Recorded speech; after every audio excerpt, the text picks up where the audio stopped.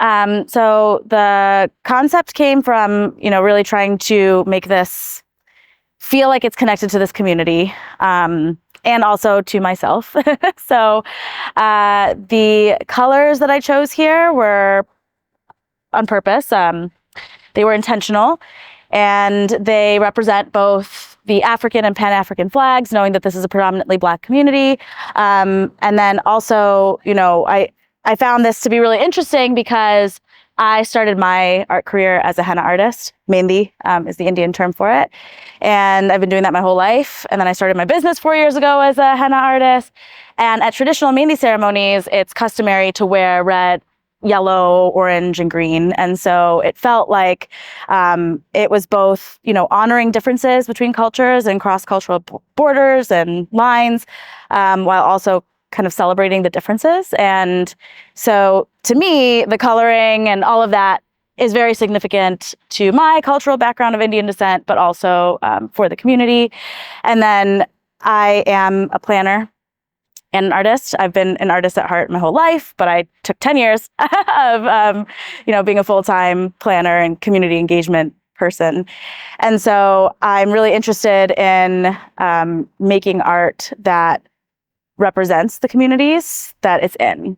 I left town for about 6 years. I left Western New York. And when I came back, I was really impressed by all the art that was popping up everywhere. And I also heard through the work that I was at the time, through my job, that it wasn't always reflective of the communities that it was in. And so I'm kind of on this mission of, public space redevelopment. How do we develop spaces that brings community voice into that process and involves them in the process? And the Niagara Falls Heritage Area, did I say that right?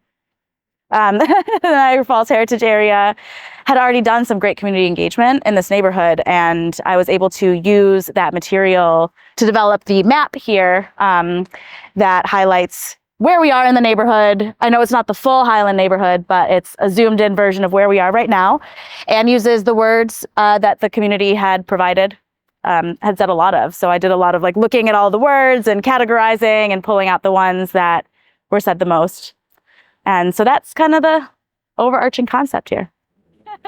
This is the second mural I've done. And the first one was, they were very intentional about we just want you to come out and experiment and play. And so I had a chance at playing with spray paint and really learning that I loved playing with spray paint, and that it was a good medium for me, especially because I am a henna artist. And so the line work and the line quality and all that. What's really cool about this mural is that it takes it to the next level of my personal goals, which is to integrate that community engagement piece into the art.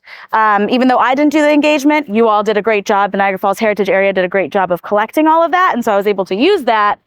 But I think then this just gets me closer to the next step of really making this artistic public development process where I'm doing community engagement and bringing people in to even co-create with me and, paint together. So hopefully there'll be, some more public art out there with community paint days and that kind of thing. That's kind of the goal. So.